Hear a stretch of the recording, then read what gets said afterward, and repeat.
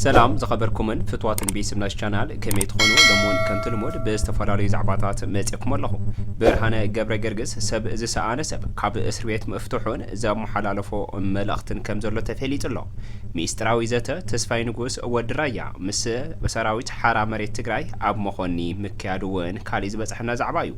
النجاجاري زعبا كوين زلو نجاجر كيدانا أمنن بزعبا دهاي مطفى كيدانا أمنن انت ايوم زولو زعباتات ناباهم خبل لكم يي قدمي نايزوم زعباتات ملو تحستو ناباهم مباليجن كم تلمود از channel نخعبي از فيديو دما ناب خلوت نخبصح لايك شير كومنت بعبي دما سبسكرايب بمغوار جمر ويخم برهانه جبر جرجس كاب اسبيت مفتوحو تفليطلو برهانه جبر جرجس سب از سانه سب تمالي شومونت مازيا 2018 عامه مرات كاب معفنتي تفتيح مهلاي تفليطلو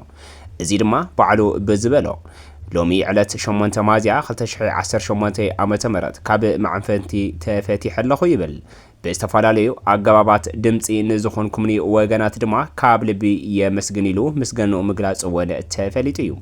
ፖለቲካዊ ቅዋሜን አራአይን አማራሪ ትግራይ ናይ ኩሎም ደቂ ትግራይ ዓዲ ንኽትኸውን ፍትሓዊ ቃልሲ ዝያዳ አበርቲዕ ክቐጽል ምዃኑ ድማ በዚ አጋጣሚ ክገልጽ ይፈቱ ክብል ሰናይ ትምኒቱን ንዝቐጻሊ ንዝገብሮ ስራሕ ድማ አተንቢህሎ ከም ዝፍለጥ ብርሃነ ገብረ ገርግስ ተኣሲሩሉ ዝነበረ ምኽንያት ግልጽን እዩ ነይሩ ማለት እውን ቅድሚ ሕጂ ዋና ቃል አቀባይ ናይ ውድብ ሕወሓት ምንባሩ ዝፍለጥ ኮይኑ ብፍላይ ድማ ጽምዶ ኣብ ዝብል ብዝጀመሮ ምስ ናይል ሚድያ ኣብ ዘላምበሳ ከይዱ ምስ ኣወል ስዒድ ምርኻቦን ተተሓሒዙ ብርክት ዝበለ ሰብ ኣባል ውድብ ሕወሓት ምዃንን ቃል አቀባይ ናይ ሕወሓት ምዃኑ ዝፍለጥ ዝነበረ እንትኸውን ይኹን ዳ እምበር ድሕሪ ሒደት ኣዋርሕ ማለት እውን ጽምዶ ካብ ዝጅመረ ድሕሪ ዝተወሰነ ኣዋርሕ ግን ኣነ ተላኣኺ ሕወሓት ኣይኮንኩን ማለት እውን ኣነ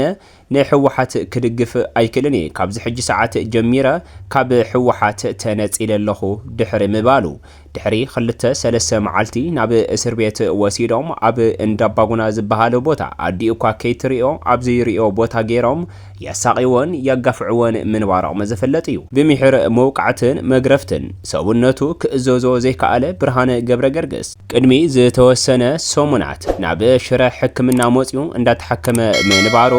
ንዓይኒ ማሳኻኸር ሓበሬቶኦም ሄቦብና ነይሮም እዮም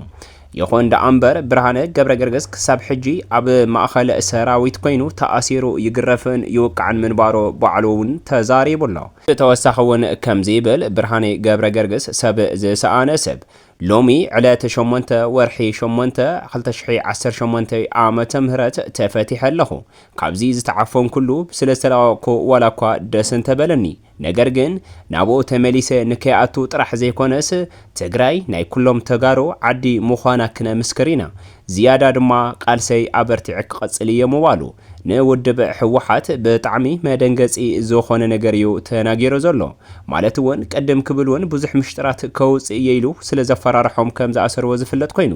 ሕጂ እውን ካባና እንድሕር ዘይተፈልዩ ማለት እውን ኣብቲ ተኣሲሩሉ ዝነበረ ቦታ ናብ ውድብ ሕወሓት ክምለስ እናተመኸረን እናተቐጽዐን ከም ዝነበረ ዝተዛረበ ሰብ ዝሰኣነ ሰብ ብርሃነ ገብረ ገርግስ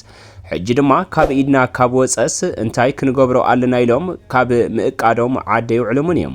ነገር ግን ኣነ ከቐድሞም ምዃነይ ክፈልጥ ኣለዎ ምባሉ እውን ተወሳኺ ዘረብኡ እዩ ሚስጥራዊ ዘተ ተስፋይ ንጉስ ወድራያ ምስ ሰራዊት ሓራ መሬት ኣብ መኾኒ ምክያድ ተፈሊጡ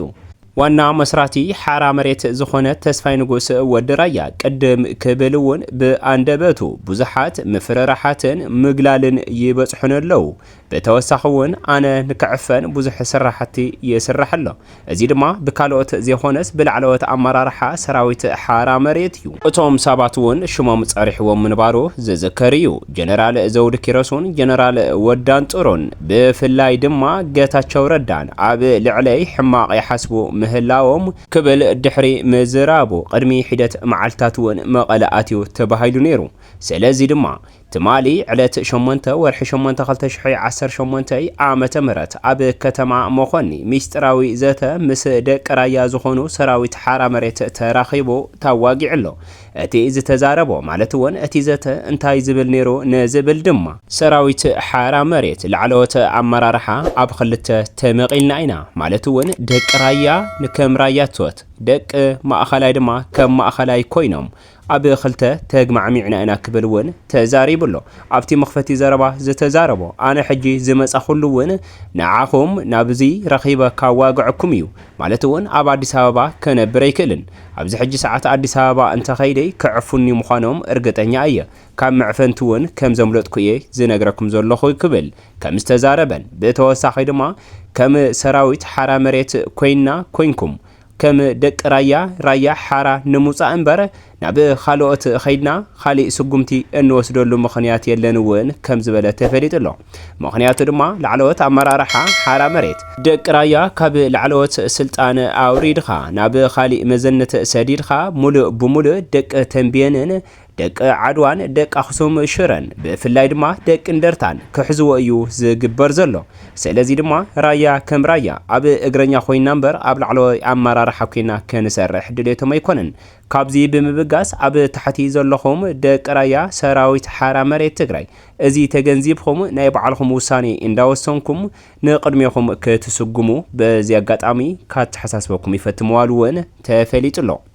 ካሊእ ዛዕባና ድማ ኣነጋጋሪ ዛዕባ ኮይኑ ዘሎ ንግግር ኪዳነ ኣመነ እዩ። ማለት እውን ኪዳነ ኣመነ ትማሊ ድሕሪ ንወዲ ወረደ ሓድሽ ዘረባ መዝራቡ ማለት እውን ንወዲ ወረደ እዚ ናይ መጀመርያ ጀነራል እዩ ማለት እውን እቲ ናይ መጀመርያ ዘብለኒ ዘሎ ካብርህልኩም ይብል ኪዳነ ኣመነ ኣብ እዋን ውግእ ንመጀመርያ ግዜ ካርታ ዝጫወት ጀነራል እዚ እዩ። ሰብ መስዋዕቲ እንዳኸፈለ ህይወቱ እንዳሓለፈ እሱ ግን ካርታ ይፃወት ነይሩ ክብል ምዝራቡ ተፈሊጡ እዩ። ትሕዝቶ ኪዳነ ኣመነ ዝተዛረቦ ዘረባ እውን እንሆ ከምዚ ክብል ከስማዓኩም። ኣብ ውግእ ናሃለ ሓላፍነት ክንዲ ዝዋፃእ ካርታ እዩ ዝጫወት ጀነራል ታደሰ እዚ ኩሉ ሰብ ይፈልጦ እዩ። ኣብ ሶሻል ሚድያ ተቐሊድሉ ወፂኡ ሓድሽ ነገር ንዛረበሉ ደም እናፈሰሰ ዋጋ እናተኸፈለ ካርታ ዝጫወት ጀነራል ኣብ ዓለም የለን። ኪዳነ ኣመነ ድሕሪ እዚ ምባሉ እንታይ ገጢምዎ ንዝብል ድማ ናብኡ ክወስደኩም ማለት እውን ኪዳነ ኣመነ ትማሊ ድሕሪ ሰዓት ንወዲ ወረደ ከምዚ ኢሉ ድሕሪ ምዝራቡ መትሐዚ ትእዛዝ ካብ ግዝያዊ ምምሕዳር ትግራይ ወፂሉ ምንባሩ ዝተፈለጠ ኮይኑ ካብ ትማሊ ኣጋምሸት ማለት እውን ዕለት 8 ወርሒ 8 2018 ዓ.ም ክሳብ ሎማዓንቲ ንኣስታት 20 ገለን ሰዓታት ልዕሊኡን ከም ዝተሰወረ እዩ ተፈሊጡ ዘሎ። ደሃይ ኪዳነ ኣመነ ክገብሩ ዝፈተኑ ኣመራርሓ ውድብ ሕወሓት ክሳብ ሕዚ ከም ዘይረኸብዎን ስልኩ ተዓፅዩ ከም ዘሎን ኣብ ከቢድ ራዕዲ ከም ዝኣተውን ድማ እናተነገረ እዩ ዝርከብ ዘሎ። ኪዳነ ኣመነ ንምንታይ ስልኩ ዓፅዩ ናበይኸ ኣቢሉ ውድብ ሕወሓት ንኣምኑ ኢና ዝበለት ሓደ ከም ቃል ኣቀባይ እተሓስቦ ቅድሚ ሕጂ ኣብ ውድብ ባይተና ዝነበረ ኪዳነ ኣመነ ሕጂ ናበየ ቢሉ ኣስታት 28 ሰዓታት ናብ 30 ሰዓታት ተጸጊዕ ኣሎ። ኪዳነ ኣመነ ደሃዩ ካብ ዝጠፍእ እዚ ሰብ እዚ ናበይ ኣትዩ ይበሃል ማለት እውን ብክልተ መንገዲ ክንሪኦ ንኽእል ኢና ዝበሉ ላዕለዎት ኣመራርሓ ትግራይ እቲ ሓደ ግዝያዊ ምምሕዳር መንግስቲ ትግራይ ጀነራል ወዲ ታደሰ ዝመርሖ ኣመራርሓ ዓፊንዎ ክኾን ይኽእል እዮም ኢሎም ኣብ ስጋት ዝኣተው እንትኾኑ በቲ ካሊእ ገጽ ግን ላዕለዎት ኣመራርሓ ሰራዊት ትግራይ ድሕሪ ትእዛዝ ምውፅኡ